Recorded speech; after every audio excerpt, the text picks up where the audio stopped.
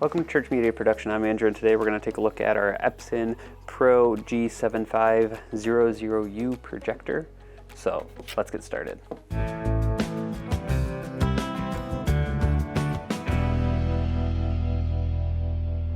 First thing you gotta do is, of course, open the box. There should be labels on here for which direction is up.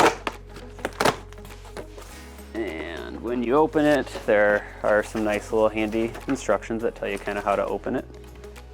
There's two little tabs. Let's go ahead and lower this down a little bit. Make it a little bit easier. So you pull it up, and then you can lift up. And then we're gonna set this down on the ground for 1 second. Before we look into that anymore, let's see what else we got in the box. Lift her up. So you got some instructions, tells you how to disassemble it and get it ready for use. You can take off the top styrofoam. That way you can remove the rest of the styrofoam. So before we get too much into that, I'm gonna lower the faces back up a little bit.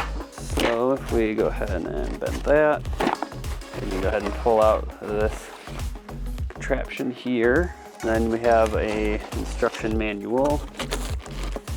But let's face it, who really reads those anymore? Oh, projector software, other manual stuff. And then inside of here, you have remote. We got a VGA cable, important power cable. Need that. Not entirely sure what that is. And batteries for the remote. And then this little guy here, thinking is the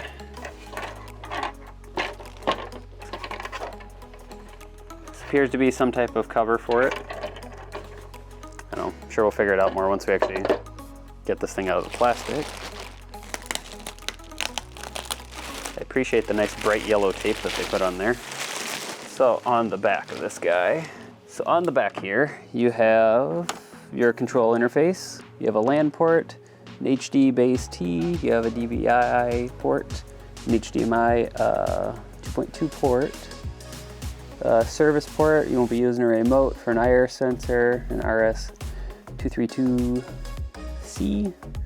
You have your BNC for HD, VSync, all that fun stuff. You have a monitor out, an audio out, an analog, and a VGA cable, and then an audio 3. And of course you got your power cable over on the other side. So the next thing you want to do is remove this blue tape here. That one, move this one. And then you obviously remove these giant things, yellow things that say remove. This is just here to help keep the lens interface together. And then, so if we pull this guy out, oops, we don't need that anyways. So we got that. So right here you have your little cover here. This will basically let you mess with the lens. So you don't need to do too much to this by default. So obviously it's all gonna be mostly automatic. There's no straight manual focus on it. Pretty much plug it in, you're good to go. Here on the side, you actually have your vent cover. So you'll wanna change these, or at least clean them out every once in a while, just to help keep the projector in good working order. And then on the back here, once again, move this back around.